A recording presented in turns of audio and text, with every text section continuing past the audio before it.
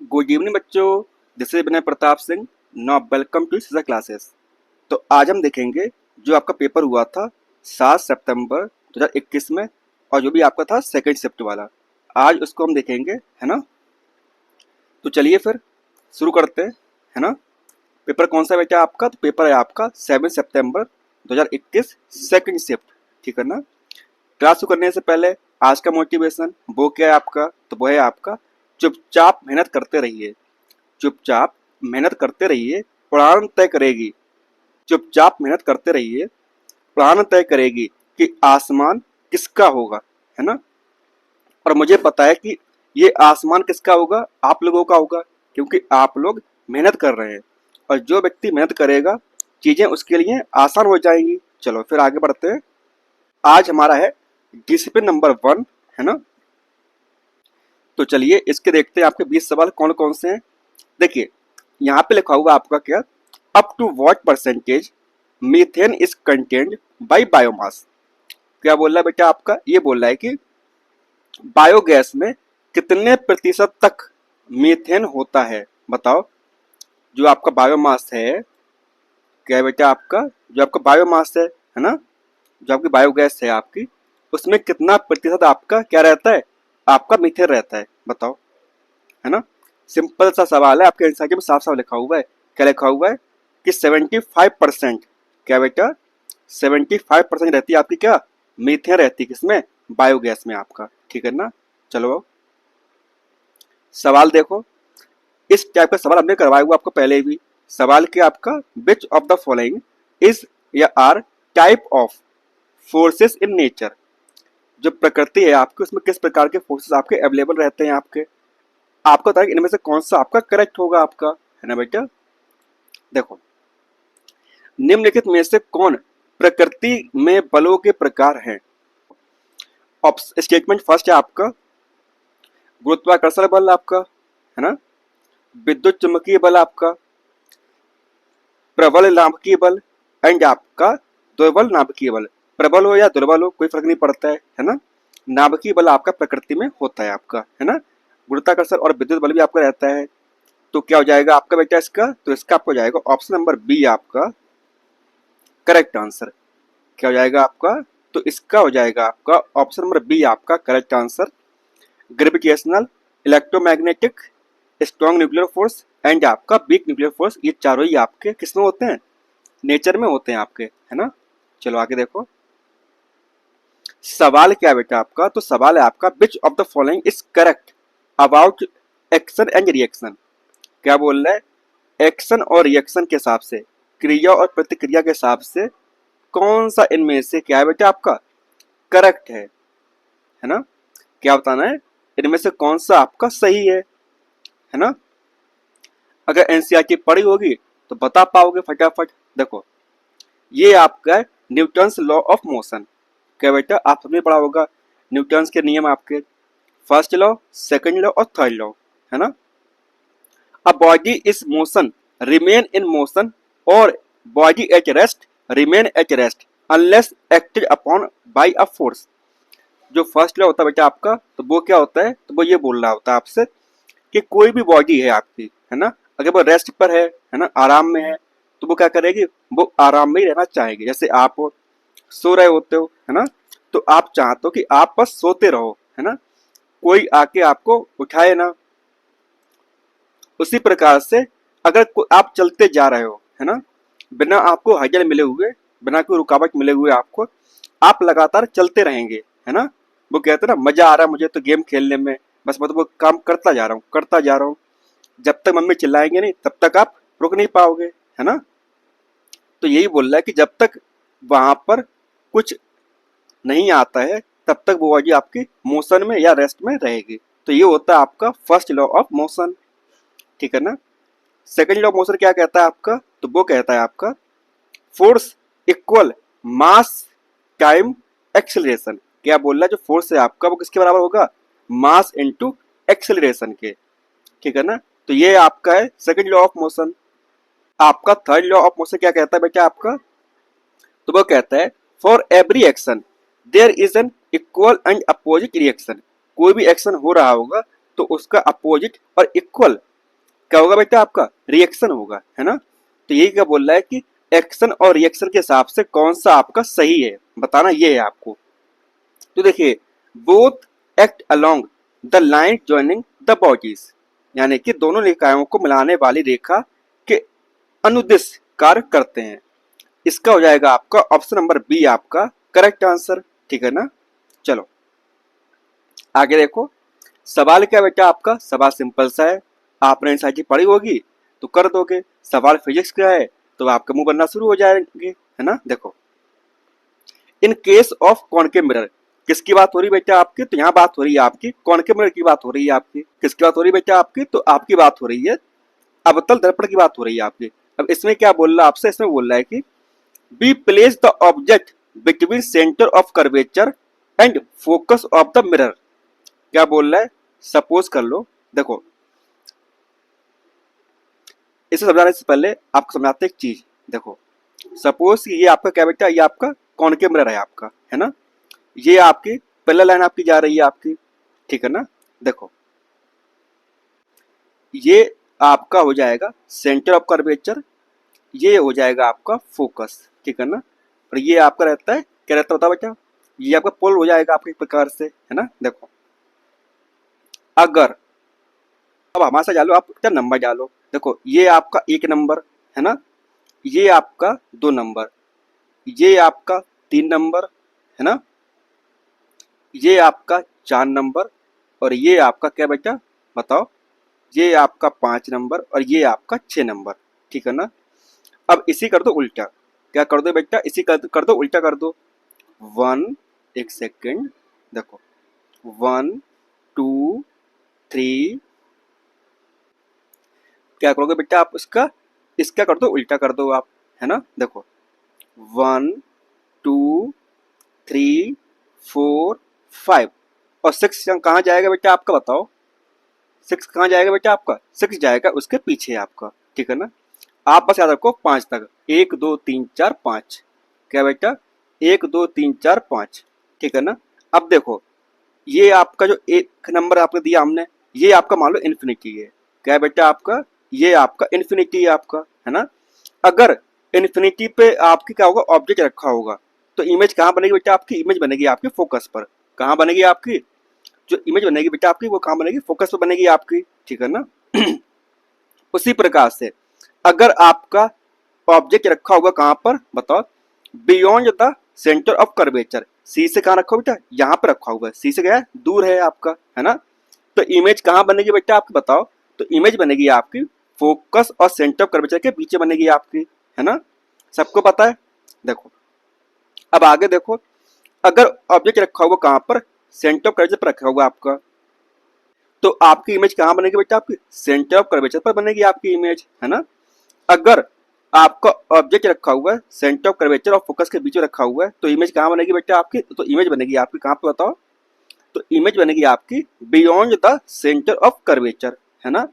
अगर आपका ऑब्जेक्ट रखा हुआ फोकस पर, तो इमेज कहाँ बनेगी बेटा आपकी, तो इमेज बनेगी आपकी कहाँ पर, बियॉन्ड द, या बोले तो एट इन्फिनिटी पे जाके आपकी इमेज बन जाएगी। 6 नंबर आप डाल के, अच्छा है आप डालो यहाँ पर ए या बी, है ना। देखो, इसको आप एक प्रकार से मान लो ए वाला आपका, है ना। अगर आपका ऑब्जेक्ट रखा हुआ कहाँ पर, बिटवीन पोल्स, कहाँ बेटा, पोल और फोकस के बीच में रखा हुआ आपका ऑब्जेक्ट, तो इमेज कहाँ बनेगी बेटा आपकी, इमेज बनेगी बिहाइंड द मिरर, यानी कि मिरर के पीछे बनेगी आपकी इमेज, है ना। आपका रखना है ये पांचों, 1 2 3 4 5, है ना, 1 2 3 4 5, याद रहेगा ना। चलो, सवाल क्या आपका, देखो सवाल बेटा आपका है कि सेंटर ऑफ कर्वेचर कहां पर, सेंटर ऑफ कर्वेचर और फोकस, फोकस के बीच में रखा हुआ है, तो ये कहां बनेगी बताओ बताओ बेटा, कहां बनेगी आपकी 4 नंबर, ये बनेगी beyond the centre of curvature, कहां बनेगी बेटा आपकी बताओ, तो ये बनेगी beyond the centre of curvature, है ना। वक्रता केंद्र के आगे बनेगी आपकी, ठीक है ना। चलो देखो, ये आपकी एनसीईआरटी का ही क्या है, चार्ट आपका दिया हुआ है यहाँ पर, क्या दिया हुआ आपका, जो एनसीईआरटी है ना आपकी क्लास 10th की चैप्टर नेम आपका लाइट, रिफ्लेक्शन एंड रिफ्रैक्शन, उसमें ये चार्ट आपका बाकायदा दिया हुआ है, आप इसको याद रखिएगा, है ना। चाहे याद करें या समझें, जो करना वो करिए, लेकिन आपके एग्जाम में यहाँ से सवाल आएगा तो आपको वो सवाल आपका बनना चाहिए, है ना बेटा। सवाल आपका बनना चाहिए, चाहे आप कुछ भी करो। चलो आगे देखो, आज का सवाल क्या है 5 नंबर का आपका, तो वो है आपका which of the following statement is true. आपको बताना कि इनमें से कौन सा आपका सत्य है, सही है आपका। स्टेटमेंट फर्स्ट क्या बोल रहा है, देखो स्टेटमेंट फर्स्ट बोल रहा है आपका, देखो if a body change, if the body change its position with time it is said to be moving. क्या बोल रहा है, यदि कोई निकाय समय के साथ अपनी स्थिति बदलता है तो उसे क्या बोलते हैं, गतिमान बोलते हैं। बिल्कुल सही बात है, समय के साथ में आप अपनी पोजीशन चेंज कर रहे हो तो इसका मतलब है कि आप मोशन कर रहे हो, है ना बेटा, सबको पता है ना। तो ये तो आपका हो गया करेक्ट वाला आपका स्टेटमेंट आपका। अब जो कंफ्यूजन होगा बेटा आपका इस प्रकार से, वो किस में रहेगा, तो वो रहेगा आपका जो है स्टेटमेंट सेकंड वाला आपका। इसमें क्या लिखा हुआ है, nothing is in absolute rest in और इन एब्सोल्यूट मोशन। क्या बोल रहा है, कुछ भी पूर्ण विराम में या पूर्ण गति में नहीं है। अब आप सोच रहे होगे सर ये ना पता नहीं किस प्रकार का आपका मतलब ये क्वेश्चन आप मतलब स्टेटमेंट दिया हुआ है आपका कि कोई भी चीज आपकी एब्सोल्यूट रेस्ट पर नहीं है और कोई भी चीज आपके एब्सोल्यूट मोशन पर नहीं है, तो ये कैसे पॉसिबल है ना। कोई ना कोई चीज तो आपकी मोशन में या कोई ना कोई चीज तो आपकी रेस्ट पर होगी ना। देखिए बेटा, ये डिपेंड करता है किस पर, पता ना, ये डिपेंड करता है आपका कि किसके रेफरेंस में आपने वो चीज ली हुई है ना, या बोले तो किसका पॉइंट ऑफ व्यू है कि वो चीज सही होगी या गलत होगी। समझ पाओ ना मैं क्या कहना चाह रहा हूँ, कि अगर आप अपना बेस्ट देने के बाद भी रिजल्ट आपके फेवर में नहीं आता है तो इसका मतलब है कि वो इंसान के जो वो इंसान है उसका जो पॉइंट ऑफ व्यू है, उसका पॉइंट ऑफ व्यू आपके फेवर में नहीं आ रहा है। सिंपल सी बात है ना। समझ पा रहा हो ना। अब देखो मैं इसका एक बेस्ट एग्जांपल लेता हूँ। मान लो ये आपकी बस है ना ये क्या बेटा आपकी बस है आपकी, ठीक है ना, अजीब सी बस बन गई है आपकी, ठीक है ना। चलो यहाँ पर आपके 2 व्यक्ति बैठे हुए हैं, क्या हुआ आपका 2 व्यक्ति यहाँ पर बैठे हुए हैं, ठीक है ना। अब एक व्यक्ति यहाँ पर खड़ा हुआ है आपका, ठीक है ना सॉरी। अब देखो जो व्यक्ति आपके साथ में बैठ के बस में जा रहा है ना, तो उसके हिसाब से आप कहाँ बेटा, आप रेस्ट पर हो, है ना। कहाँ पर हो, आप रेस्ट पर हो, आप तो चल नहीं रहे हो। आप उसके हिसाब से जो व्यक्ति आपके मतलब कि बस में बैठा हुआ है, लेकिन जो व्यक्ति मतलब बाहर खड़ा हुआ है सड़क पर, उसके हिसाब से आप क्या कर रहे हो, आप गति कर रहे हो, मोशन कर रहे हो, है ना। समझ पाओ ना यहाँ पर। तो जो स्टेटमेंट आपका सेकंड वाला भी है वो भी क्या बेटा आपका, वो भी आपका करेक्ट स्टेटमेंट है। तो इसका हो जाएगा आपका ऑप्शन नंबर ए आपका करेक्ट आंसर। क्या हो जाएगा बेटा आपका ऑप्शन नंबर ए आपका करेक्ट आंसर आपका हो जाएगा। फिजिक्स में क्या होता है कि थोड़ा सा आप कॉन्सेप्ट को क्लियर रखेंगे तो चीजें आपके फेवर में हो जाएंगी बेटा, है ना। चलो फिर आगे देखते हैं। सवाल क्या है, where does the centre of curvature of a concave mirror. अब सिंपल सी बात है, कितना सिंपल सा सवाल आपका आया हुआ है। अवतल दर्पण का वक्रता केंद्र कहाँ स्थित होता है, बताओ। अच्छा देखो, सपोज करो ये आपका गोला है ना। अब इसमें क्या किया सॉरी, आप इसे कट कर दिया, है ना। तो ये जो पोर्शन बचा आपका, क्या बचा बेटा आपका, ये जो पोर्शन बचा आपका, है ना, इसमें निकाल लिया तो क्या बन गया आपका, आपका इस प्रकार से बन गया ना, है ना बेटा। तो इसे हम क्या बोलते हैं बताओ, इसे बोलते हैं कॉनकेव मिरर। क्या बोलते हैं बेटा, इसे बोलते हैं अवतल दर्पण बोलते हैं इसे हम, है ना, ठीक है ना। क्या बोलते हैं बेटा इसे हम, इसे बोलते हैं अवतल दर्पण बोलते हैं।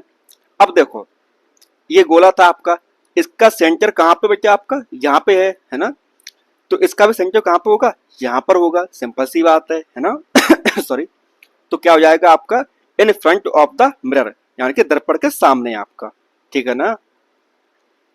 कहाँ हो जाएगा बेटा आपका, तो इसका हो जाएगा आपका in front of the mirror आपका, यानी कि ऑप्शन बी आपका करेक्ट आंसर आपका हो जाएगा। ठीक है ना। अगर सपोज कर लो कि यहाँ पर पूछा गया था आपसे कॉनकेव मिरर, अगर आपसे पूछ लिया जाए, क्या पूछ लिया जाए बेटा, आपसे पूछ लिया जाए कि बताओ कॉन्वेक्स मिरर का सेंटर ऑफ कर्वेचर कहाँ पर होगा, है ना, क्या बताओगे, कॉनकेव मिरर का सेंटर ऑफ कर्वेचर कहाँ पर होगा। तो आप क्या करोगे, इससे कट किया आपने यहाँ से इस प्रकार से, है ना, और आपने ये निकाल लिया आपने, ठीक है ना, क्या निकाला बेटा आपने, ये निकाला। तो देखो ये कैसे बनेगा आपका, ये आपका इस प्रकार से, है ना, ये आपका इस प्रकार से आपका बन जाएगा। अब इसका सेंटर ऑफ कर्वेचर कहाँ पे होगा बेटा आपका, तो इसका होगा बियॉन्ड द मिरर, यानी कि मिरर के बैक साइड में। समझ पा रहे हो ना, कहाँ पर होगा आपका, तो वो होगा आपके मिरर के पीछे तरफ होगा आपका। आई होप आपको समझ में आया होगा, है ना बेटा। अगर समझ में आता है आपको तो चीजें थोड़ी सी शेयर कर सकते हो आप लोग, क्योंकि आप सभी समझदार बच्चे हो, है ना। चलो फिर आगे बढ़ते हैं। देखो सवाल सिंपल सा है, बस थोड़ा सा आपको फॉर्मूला आपको याद होना चाहिए था, आप इसको सवाल को बना पाओगे।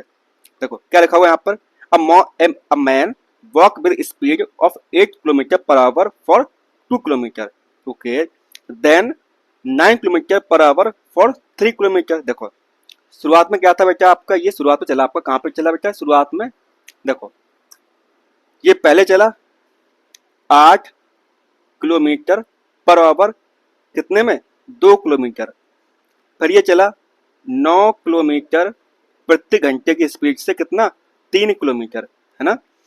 आपसे पूछा गया है, क्या पूछा गया बेटा आपसे, आपसे पूछा गया है कि एवरेज एवरेज स्पीड क्या होगी, क्या बेटा, फॉर कितने में, 5 किलोमीटर में उसकी एवरेज स्पीड क्या होगी, ये आपको बताना है ना बेटा। क्या बताना बेटा आपको, तो आपको बताना है कि एवरेज स्पीड क्या होगी। आप सभी को पता है कि जो एवरेज स्पीड होती है, एवरेज स्पीड होती है, उसका फॉर्मूला क्या होता है बेटा, तो उसका फॉर्मूला होता है total distance upon total time, यही रहता ना, total distance upon total time. अब यहाँ पर क्या लिखा हुआ है, यहाँ पर डिस्टेंस, यहाँ पे हम बेटा दी हुई है आपकी, ठीक है ना। देखो अब डिस्टेंस कितना दिया हुआ बेटा आपका, डिस्टेंस कितना दिया बता पहले, डिस्टेंस है आपका 2 किलोमीटर पहले उसने तय किया, क्या किया, 2 किलोमीटर पहले, फिर उससे 3 किलोमीटर, तो इसका क्या हो जाएगा आपका, इसका हो जाएगा 2 + 3 बटे में। अब यहाँ पे निकालना आपको समय, तो क्या निकालना आपको, अब यहाँ पे आपको निकालना समय निकालना है ना, ठीक है ना। कहाँ निकालना भैया आपको, तो यहाँ पर निकालना आपको समय। देखो अब समय कैसे निकालोगे, देखो समय जो निकालते हो, देखो speed equal to distance upon time होता है ना, पता ना आप लोगों को। टाइम ऊपर जाएगा, टाइम यहाँ चला गया, तो क्या हो जाएगा, डिस्टेंस अपॉन स्पीड हो जाएगा ना बेटा। देखो अब पहले की बात की जाए तो क्या होगा, देखो फर्स्ट में आपका क्या है, T1 आपका क्या हो जाएगा बेटा आपका, तो ये डिस्टेंस कितना आपका, 8 किलोमीटर, कितना बेटा आपका डिस्टेंस, 2 किलोमीटर है, और जो समय कितना, स्पीड कितनी लगी आपकी, स्पीड कितनी, उसकी स्पीड है 8 है आपकी, तो कितना हो जाएगा, ये हो जाएगा आपका 1/4, है ना, आवर में आपका, ठीक है ना। और T2 कितना हो जाएगा आपका 3, है ना, कितने डिस्टेंस है, 3 है, और किलोमीटर आपका 9, 3 एकम 3, 3 दूनी 6, 3 त्रिका 9, 1/3 आवर आपका हो जाएगा, ठीक है ना। क्या हो जाएगा बेटा आपका 1/3 आवर आपका हो जाएगा, तो यहाँ पर 1/4 + 1/3, है ना।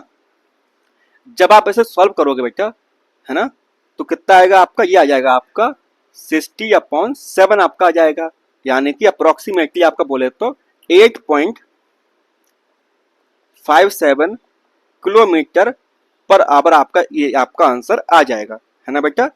तो क्या हो जाएगा आपका, इसका हो जाएगा आपका ऑप्शन नंबर ए आपका करेक्ट आंसर आपका हो जाएगा। क्या हो जाएगा आपका, ऑप्शन नंबर ए आपका करेक्ट आंसर आपका हो जाएगा, ठीक है ना। थोड़ी सी बेसिक मैथ है, वो आप खुद सॉल्व करेंगे, है ना, वो मैंने आपको सॉल्व नहीं करवाया है। चलो एक फिर से सिंपल सा सवाल आपके एग्जाम में आया हुआ है, वो क्या है देखिए फटाफट, है ना। देखो आपसे बोला गया है, क्या बोला गया है, अ बॉल थ्रोन अप आपने बॉल फेंकी ऊपर की तरफ, जिसकी स्पीड क्या थी बेटा, स्पीड थी आपकी 2 मीटर पर सेकेंड, है ना, और जी आपको दिया हुआ 10 मीटर पर सेकेंड दिया हुआ आपको। Then find the maximum height of the ball. क्या फाइंड करना है बेटा आपको, गेंद की अधिकतम ऊंचाई आपको फाइंड करनी है। सिंपल सा फॉर्मूला आपको याद होना चाहिए, और वो फॉर्मूला क्या बेटा आपका, देखो जो आपका रहता है मैक्सिमम हाइट निकाले जो फॉर्मूला आपका होता है बेटा एच, वो क्या होता है सबको पता होगा, याद करवाया था मैंने आपको, यू स्क्वायर अपॉन 2g, याद है ना, you square upon 2g। You दिया हुआ ना, कितना यू दिया हुआ बेटा आपका, तो वो दिया हुआ 2 मीटर पर सेकेंड आपका, तो 2 का स्क्वायर मतलब 2 गुणा 2 आपका हो गया। और जी कितना बेटा आपका, जी 10 दिया हुआ आपको, है ना। देखो 2 से 2 निपट गया, 2 एक कम 2 तो पंजे 10, 1/5 आपका आ गया, मतलब कि कितना आ गया आपका 0.2 मीटर आपका आ गया आपका करेक्ट आंसर, है ना। तो क्या हो जाएगा बेटा आपका, तो इसका हो जाएगा आपका ऑप्शन नंबर सी आपका करेक्ट आंसर। देख रहे हो ना कितना सिंपल सवाल आपका आया हुआ था, बस आपको हिम्मत नहीं हारनी है। चलो आगे देखो, सवाल ये भी सिंपल सा है, क्या है देखो, what is the position of an object in front of the concave mirror, ठीक है ना, so that the magnification produce by the mirror is 1। अवतल दर्पण के सामने किसी वस्तु की स्थिति क्या होगी ताकि दर्पण द्वारा उत्पन्न आवर्धन 1 हो। देखो यहां बात मैग्निफिकेशन की हो रही है, किसकी बात हो रही है बेटा आपकी, मैग्निफिकेशन की बात हो रही है, मैग्निफिकेशन की बात हो रही है आपकी, ठीक है ना। अब देखो जो मैग्निफिकेशन होता है बेटा वो क्या होता है बताओ, तो वो होता है ratio of the height of the image to the height of the object. क्या बोला, ये होता है आपका m equal to minus v upon u. V क्या होता है बेटा, इमेज की हाइट होती है ना, और यू क्या होता है आपका, रुक जा लिख देते हैं आपके लिए, बी क्या आपका, ये है हाइट ऑफ इमेज, ठीक है ना, और यू क्या बेटा आपका, तो ये हाइट ऑफ ऑब्जेक्ट। अब आपको बताना है, देखो ये ना थोड़ा कॉन्सेप्चुअल क्वेश्चन है आपका, अगर ये आपका 1 हो जाए, क्या हो जाए बेटा आपका, m हो जाए आपका 1। अब 1 कैसे होगा, सिंपल सी बात है, यहाँ भी 1 हो और आपका यहाँ पर 1 हो, आपका क्या हो बेटा आपका, यहाँ भी 1 हो आपका यहाँ भी 1 हो, तब तो आपका m इक्वल टू 1 आएगा ना।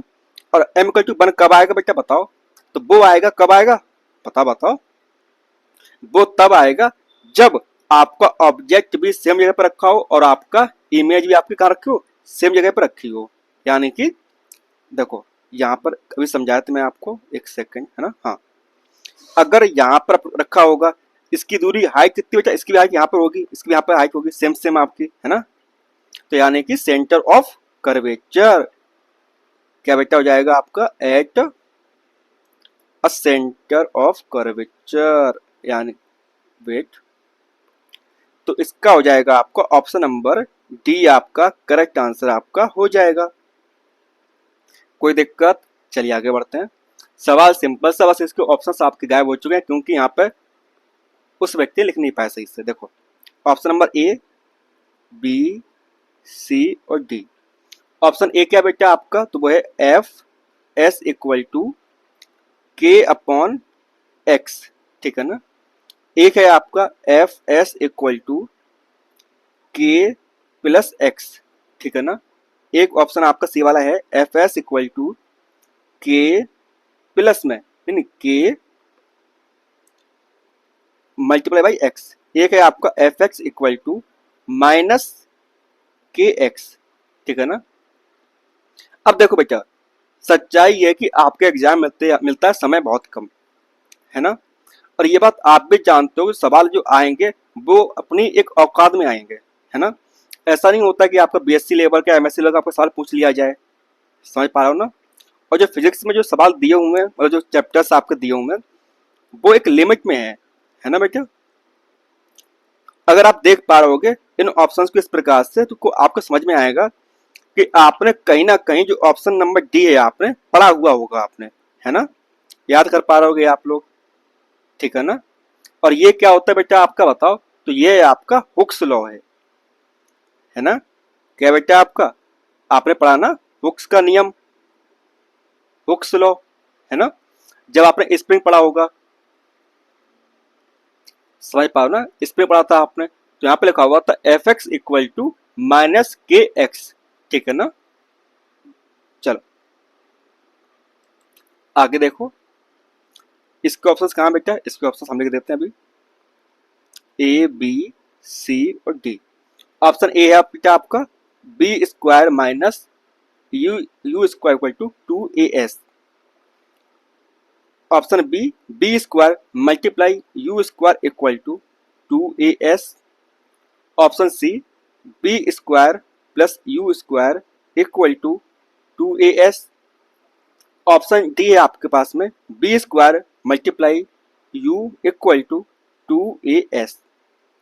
बताओ, अगर आप ये भी देख पा रहे होगे तो आपको पता होगा कि इन सब में से सिर्फ और सिर्फ एक ही ऑप्शन है सॉरी, जो प्रॉपरली करेक्ट लिखा हुआ है ना। समय बचाओ और सवालों को फेंकते चले जाओ, फटाफट आगे बढ़ाते जाओ, है ना। चलो, ये सवाल थोड़ा सा मतलब सिंपल सा है, बहुत सिंपल सवाल आपका। ऑप्शन क्या बेटा इसके, देखो ए बी सी और डी। ऑप्शन ए है आपके पास में S upon T2 minus T1। Option D हमारे बी आपके पास में क्या है बेटा, आपके पास में S T2 minus T1। Option C हमारे पास में 2s अपॉन में T2 minus T1। Option D हमारे पास में s upon 2 T2 minus T1। देख के समझ पा रहे होगे कि इसका आंसर क्या होगा। देखो, if a particle travel a distance s in time T1 से लेकर T2 के समय तक वो जा पा रहा है, उसकी एवरेज स्पीड क्या होगी ये आपको बताना है। क्या बेटा, औसत गति क्या होगी। यू वांट टू फाइंड क्या बेटा, एवरेज स्पीड। अब बताओ, जो आपकी एवरेज स्पीड होती है वो क्या होती है वो बताओ। तो वो होती है total distance upon total time. और डिस्टेंस कितनी दी हुई बेटा आपकी यहाँ पर, तो वो दी हुई है आपकी s, है ना। और टाइम कितना बेटा आपका, टाइम है T2 से लेकर T1। तो आ गया आपका आंसर, है ना। क्या आ गया बेटा आपका आंसर, आ गया आपका s upon T2 minus T1, यानी कि ऑप्शन नंबर ए आपका करेक्ट आंसर आपका हो जाएगा। क्या हो जाएगा आपका, ऑप्शन नंबर ए आपका करेक्ट आंसर आपका हो जाएगा। चलो आगे देखो, अब बोलेंगे कि सर ये तो पता नहीं कहाँ से सवाल आ गया है, हमें तो पता ही नहीं है। जाके एनसीईआरटी खोलो जाके बेटा, है ना। अब एनवायरनमेंट नहीं sources of energy class 10th। A typical cell develop a voltage of 0.5 से लेकर 1 volt and can produce about days of electricity when expose to the sun. एक विशिष्ट सेल 0.5 से लेकर 1 वोल्ट का वोल्टेज विकसित करता है, ओके, और सूर्य के संपर्क में आने पर लगभग कितना विद्युत उत्पादन करता है। देखो सोलर सेल, है ना, जाके पढ़िएगा वहां पर, जहां पे लिखा होगा क्या, देखो वोल्टेज 0.5 से लेकर 1, एक सेकेंड, है ना, कितना दिया हुआ है, एग्जैक्ट आंसर की लाइन है about 0.7 volt of electricity when expose to the sun. तो क्या हो जाएगा बेटा आपका इसका आंसर, 0.7 वोल्ट इसका करेक्ट आंसर हो जाएगा।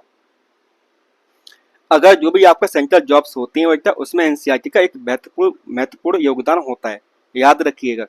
कोई भी फैक्ट आपका जो एनसीईआरटी में लिखा हुआ है वो आपके एग्जाम में आ सकता है। चलो, यहाँ पर एक और चीज लिखी हुई है, वो क्या लिखी हुई है बेटा, देखो यहाँ पर लिखा हुआ सिलिकॉन, पढ़ पा रहे हो ना।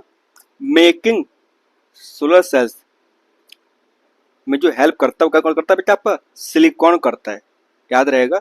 और देखो एक चीज और लिखो यहाँ पर, silver use to interconnection of the cell in the panel, ठीक है ना। सिल्वर का भी हम यूज करते हैं किसमें, इंटरकनेक्शन के लिए, याद रहेगा सिल्वर और सिलिकॉन। आगे देखो सवाल है, उससे पहले ऑप्शन क्या क्या आपके पास में? ऑप्शन ए है बेटा आपके पास में v equal to u cos theta multiply by sec theta आपका। ऑप्शन बी आपके पास में क्या है? v equal to u cos alpha, sorry एक सेकेंड, यहां पर होगा आपका अल्फा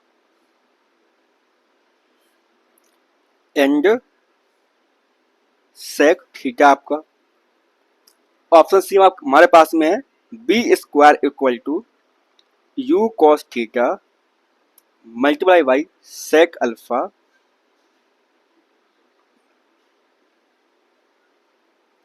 ऑप्शन डी हमारे पास में क्या दिया हुआ है? v equal to u square cos alpha dot sec theta. अब सवाल थोड़ा सा ना कंफ्यूजिंग है यार सॉरी, थोड़ा सा सवाल जो है मतलब कंफ्यूजिंग सा है। यहाँ पे देखो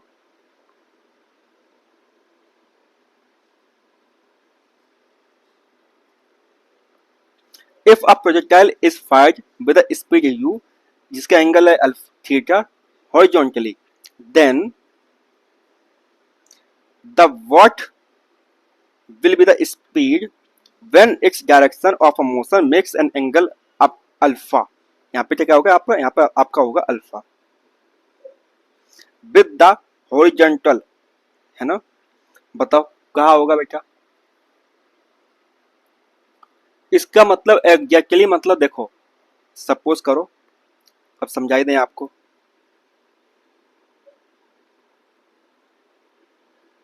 ऐसा होता है ना बेटा आपका प्रोजेक्टाइल मोशन आपका कैसा बनता है आपका? अरे रुक जाओ भैया एक सेकंड। ऐसा बनता है ना प्रोजेक्टाइल मोशन। देखो ये आपका यहां से ये जाएगा आपका इस प्रकार से, है ना? ये आपका थीटा एंगल हो जाएगा आपका, क्या होगा? नहीं होगा, ये आपका यू कॉस थीटा आपका, है ना? इधर उसके बाद में क्या बोल रहा है? आपका चेंज हुआ है ना? जब चेंज हुआ है तो कहाँ पहुंचे आप? यहाँ पे पहुंचे आप लोग, है ना? तो ये आपका ये एंगल आपका इस प्रकार से बनेगा और ये आपका यू बनेगा आपका, है ना? ये क्या बेटा आपका v है आपका, और ये आपका क्या था बेटा आपका? ये आपका एंगल u था आपका, है ना? देखो ये बना आपका अल्फा एंगल, क्या बना बेटा आपका? अल्फा बना। एक सेकंड, ये क्या बन गया आपका? ये बन गया आपका अल्फा बन गया आपका। तो ये क्या हो जाएगा आपका? तो ये हो जाएगा आपका b कॉस अल्फा, है ना? अब देखो यहाँ पे क्या दिया हुआ आप भी जानते हो कि जो b कॉस अल्फा है ना, वो क्या बराबर किसके? u cos alpha, u cos theta के अब क्या बेटा आपका बराबर है ना? अब देखो यहाँ पे क्या लिखा हुआ है? यहाँ पे लिखा हुआ है v, अगर कॉस अल्फा का उधर लिख के जाओगे तो क्या बन जाएगा बेटा आपका? तो बन जाएगा आपका सेक अल्फा बन जाएगा आपका। तो ये हो जाएगा आपका u cos theta multiply by sec alpha, ठीक है ना? तो ये आपका करेक्ट आंसर आपका हो जाएगा, यानी कि जो आपको ऑप्शन नंबर ए है आपका वो आपका करेक्ट आंसर आपका हो जाएगा बेटा, ठीक है ना? चलो आगे देखो, सवाल सिंपल सा है, एनसीईआरटी पढ़ी होगी तो बता पाओगे। Absolute refractive index of kerosene का क्या होगा बताओ? मिट्टी के तेल का निरपेक्ष अपवर्तनांक कितना होगा? आपसे बोला था कि जो चार्ट दिया हुआ है इसको अच्छे से पढ़ लो, याद कर लो, रट लो, है ना? देखो kerosene 1.44, class 10th, chapter name light reflection and refraction, कितना दिया बेटा आपका? 1.44 आपका दिया हुआ है। तो इसका हो जाएगा आपका ऑप्शन नंबर डी आपका करेक्ट आंसर आपका हो जाएगा। चलो आगे बढ़ो। अब यहाँ पे लिखा हुआ क्या बेटा? Which one of the following is not associated with good source of energy, इसके हिसाब से कौन सा आपके में से गलत होगा? क्या बोला बेटा?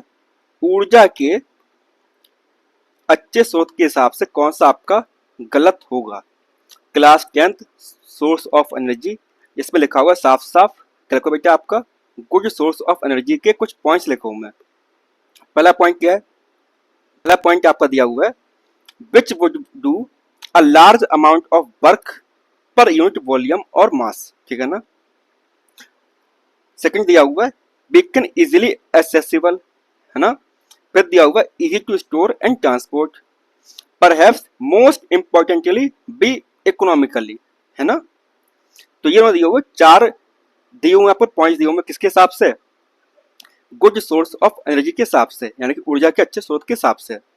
तो आपको पता है कि जो आपका फर्स्ट वाला ये भी है आपका, ये भी है आपका, ये भी है, परंतु यहाँ पे कहो मिनिमम अमाउंट, लार्ज अमाउंट।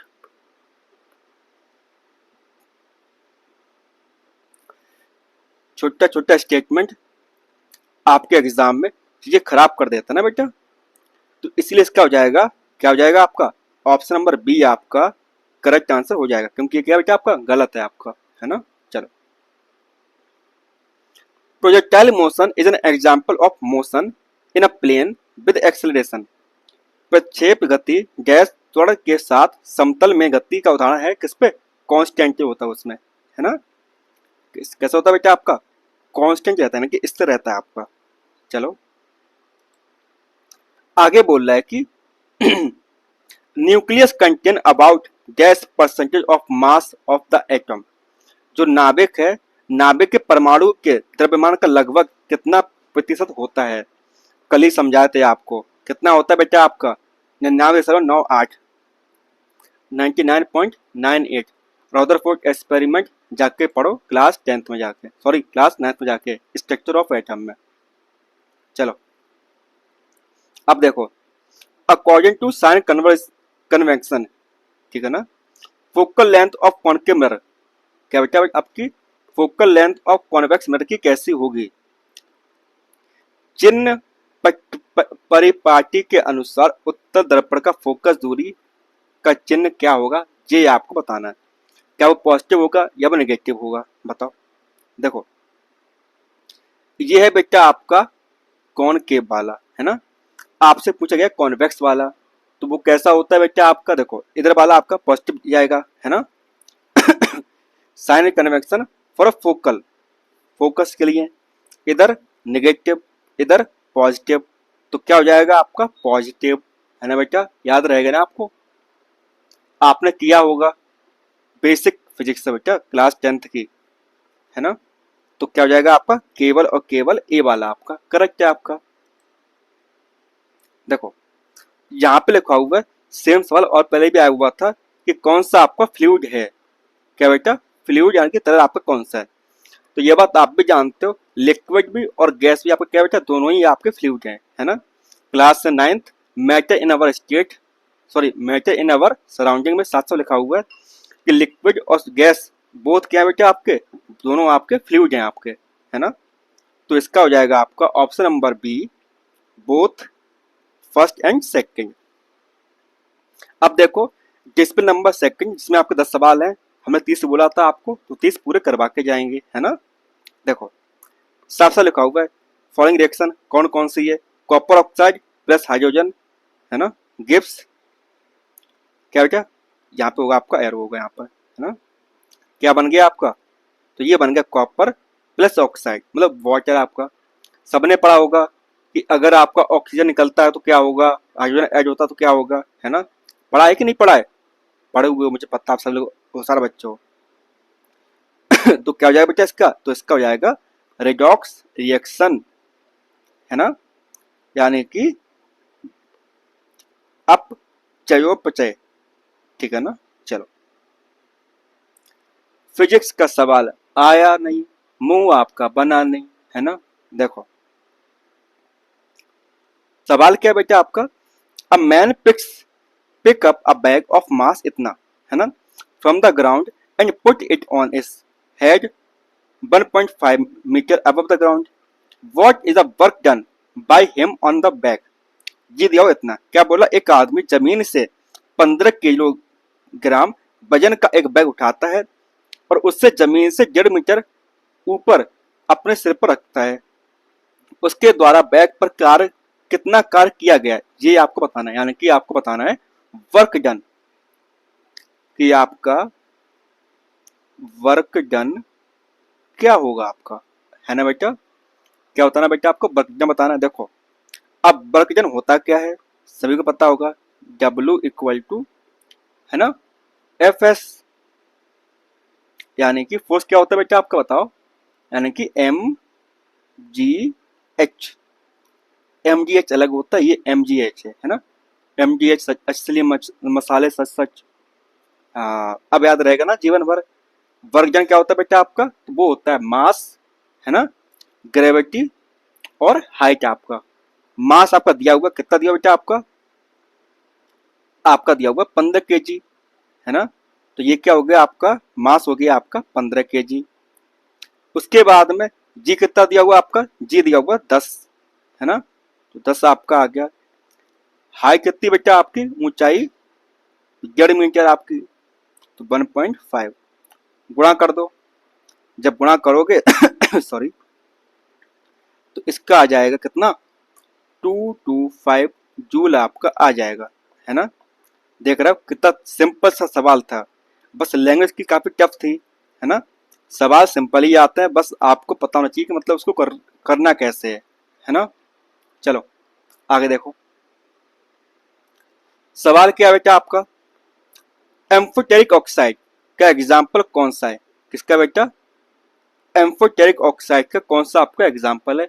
आपने पढ़ा होगा क्लास 10 की एनसीईआरटी को, तो पता होगा आपको कौन सा है आपका, जिंक ऑक्साइड। ये क्या बेटा आपका, ये आपका है एम्फोटेरिक ऑक्साइड। अभी एम्फोटेरिक ऑक्साइड कौन से होते हैं, ये होते हैं मतलब ये एसिड के साथ में भी और आपके वाटर के मतलब कि उसके में बेस के साथ में क्या करते हैं, अभिक्रिया कर सकते हैं आपके, है ना। चलो आगे देखो, सिंपल सा सवाल आपका आया हुआ है, बेस्ट कंडक्टर ऑफ हीट, सबसे अच्छा सुचालक कौन होगा बताओ। बेस्ट कंडक्टर ऑफ हीट कौन होगा, कार्बन होगा कि कॉपर होगा कि आपका गोल्ड होगा, ये आपका आयरन होगा, कार्बन, तांबा, सोना या लोहा, बताओ कौन सा होगा। सबको पता है भाई बाबू का, क्या होगा, कॉपर होगा आपका, है ना। गुड कंडक्टर ऑफ हीट तांबा आपका। चलो आगे बढ़ो, ये तो कर लोगे आप लोग, है ना, हंसते हंसते।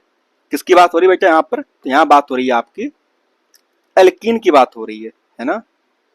अच्छा बताओ, एक होता है आपका एल्केन, है ना, एक होता है आपका एल्कीन और एक होता है आपका एल्काइन। तीनों में अंतर पता ना बेटा आपको, क्या पता है, तीनों में अंतर जानते हो ना। जब अंतर जानते हो तो बताओ इसका फॉर्मूला क्या होता है बेटा आपका एल्केन का, तो इसका होता है CN, है ना, H2N+2, पता है। फिर एल्केन क्या होगा बेटा आपका, एल्केन का आपका रहता है CnH2n, है ना। एल्काइन का आपका क्या रहेगा, आपका CnH2n-2, याद रहेगा ना। सिंपल सा सवाल आपका है, आपके एग्जाम में पूछा जाता है आपसे, क्लास 10 के NCERT carbon and its compound, है ना। क्या पूछा गया बेटा आपसे, तो आपसे पूछा गया क्या बेटा आपसे, एल्किन आपसे पूछा गया है, तो क्या हो जाएगा आपका इसका आंसर ऑप्शन नंबर बी आपका करेक्ट आंसर आपका हो जाएगा। चलो देखो, पढ़ी होती एनसीईआरटी, पढ़े तो हुए मुझे पता है, याद नहीं आ रहा होगा। What number of elements existed in nature was assumed by Newlands, प्रकृति में कितने तत्वों का अस्तित्व न्यूलैंड द्वारा माना गया है, किसके द्वारा, न्यूलैंड द्वारा माना गया है। एनसीईआरटी में साफ साफ लिखा हुआ है, क्या लिखा हुआ है, law of octet given by Newlands, है ना। किसने दिया बेटा आपका, न्यूलैंड ने दिया आपका। इन्होंने क्या माना है देखो, that only 56 elements exist in nature, समझ पा रहे हो ना। बाकी आप ये सब पढ़ लेना, क्या चीज लिखी हुई है आपके एनसीईआरटी में। कितना दिया बेटा बेटा आपका, तो वो है आपका 56, यानी कि 56, ऑप्शन बी आपका करेक्ट आंसर। आगे देखो, सवाल है सिंपल सा, पता होगा आपको इसका आंसर। विनेगर किसकी बात हो रही है बेटा आपकी, विनेगर छिड़के की बात हो रही है। What is the percentage of acetic acid dissolved in water, कितना परसेंट आप मिलाओगे एसिटिक एसिड यानी कि एसिटिक अम्ल का किसमें, पानी में, बताओ। कितना होगा बेटा आपका, तो वो होगा आपका 5 से 8%, 5 to 8%। आगे देखो, ये तो कर ही लोगे मुझे पता है ना। What are the properties of the image formed by the plane mirror? किसकी बात हो रही है बेटा आपकी, तो आपकी बात हो रही है, समतल दर्पण की बात हो रही है। तो आपको बताना है कि इसकी जो प्रतिबिंब बनेगा, इसकी जो इमेज बनेगी वो कैसी बनेगी। अब सवाल तो ये आता होगा कि सर ये बताओ कि मतलब प्लेन मिरर होता क्या है। अरे बेटा सुबह सुबह उठ के जो मुंह देखते हो ना अपना, जिस शीशे में आप मुंह देखते हो अपना, है ना, उसी को बोलते हैं प्लेन मिरर। इस प्रकार से समझ पा रहे हो ना। सुबह सुबह उठ के जो मुंह देखते हो ना अपना, उसी को क्या बोलते हैं, उसी बोलते हैं प्लेन मिरर आप बोलते हैं। अब वो कैसा होता है बताओ, तो वो होता है आपका वर्चुअल और इरेक्ट, यानी कि आभासी और बिल्कुल सीधा होता है। देखा होगा आप सभी लोगों ने, है ना। तो इसका हो जाएगा ऑप्शन नंबर बी आपका करेक्ट आंसर, यानी कि बी वाला जो स्टेटमेंट आपका है वर्चुअल एंड आपका इरेक्ट, वो आपका करेक्ट वाला स्टेटमेंट है आपका। चलो इसके ऑप्शन गायब में लिख देते हैं फटाफट। ऑप्शन ए क्या बेटा आपका, तो ये है 1 joule equal to 1 volt upon में 1 सी। अब ये सी क्या बेटा यहाँ पे पता नहीं है, बताओ सी क्या होगा यहाँ पे, पता है कि ना पता है। क्या सी यहाँ पे कूलम है ना। क्या है सी यहाँ पे सी है कूलम है आपका। हम ना बताया तो ऐसा लगता है कि मतलब आप लोग ना खत्म से हो गए हो हैं, पढ़ते सब लोग रहते हो लेकिन मतलब याद रखते नहीं हो। -1 सी, ऑप्शन सी आपका है 1 volt equal to 1 joule multiply by 1 coulomb. Option D आपके पास में है 1 volt equal to 1 joule upon 1 coulomb. सवाल बस इतना सा है, कैसे बताना आपको किसमें, वोल्ट और जूल में। क्या बताना बेटा आपको बताना संबंध किसमें, जूल और वोल्ट में। वो क्या होता है संबंध बेटा आपका, तो संबंध आपका होता है कि 1 volt equal to 1 joule upon 1 coulomb. याद रहेगा। चलो आगे बढ़ो। आज का आखिरी सवाल आपके एनसीईआरटी में साफ साफ लिखा हुआ है, चैप्टर नंबर 1 में, क्लास 10th की केमिकल रिएक्शन एंड इक्वेशन में, है ना। क्या लिखा हुआ बेटा आपका, देखो, what is the colour of the white silver chloride when it is placed in the direct sunlight. उसका रंग क्या बदल जाएगा, ये आपको बताना है ना। अगर उसे सीधा कहाँ रख दिया जाए, सीधा रख दिया जाए कहाँ पर, सूर्य की रोशनी में रख दिया जाए। सफेद सिल्वर क्लोराइड को सीधी धूप में रखने पर उसका रंग कैसा हो जाएगा बताओ। देखो, you will get seen white silver, क्या बेटा, सफेद silver chloride turns grey in sunlight. कैसा हो जाएगा बेटा आपका, वो हो जाएगा आपका ग्रे। याद रहेगा ना। This is due to decomposition of silver chloride into silver and chloride. देखो सिल्वर क्लोराइड AgCl, है ना, सूर्य की रोशनी क्या बन गया, सिल्वर और क्लोरीन आपकी बन गई। समझ पाओ ना। तो ये क्या था आपका बता बेटा, ये सफेद था, ये बन गया आपका ग्रे। क्या बन गया आपका, ग्रे बन गया। याद रहेगा, कोई दिक्कत। चलो लगा दो फटाफट। ऑप्शन नंबर बी आपका ग्रे, ठीक है ना बेटा। एनसीईआरटी पढ़ते रहा करो, है ना, भूल मत जाया करो उससे कि आपके पास सिर्फ 2 किताबें हैं पढ़ने के लिए, क्लास 9th और 10th की। चलो फिर ये सब जानते ही हो। पीडीएफ यहाँ पर डेली आपको अपलोड कर दी जाती है, रिवीजन करने के लिए आप यहाँ से डाउनलोड कर सकते हो। मुझे पता है बार बार क्लास देखने में आसानी नहीं होती है, इसीलिए जितनी पीडीएफ्स आपकी होती हैं वो सब कहाँ मिलती है बेटा आपको, तो वो मिलती हैं आपको टेलीग्राम चैनल पर आपको मिल जाती हैं। बाकी ये किया होगा ना किया हो तो आपकी मजबूरी है ना। चलो फिर मिलते हैं आपसे नेक्स्ट क्लास में, तब तक के लिए धन्यवाद।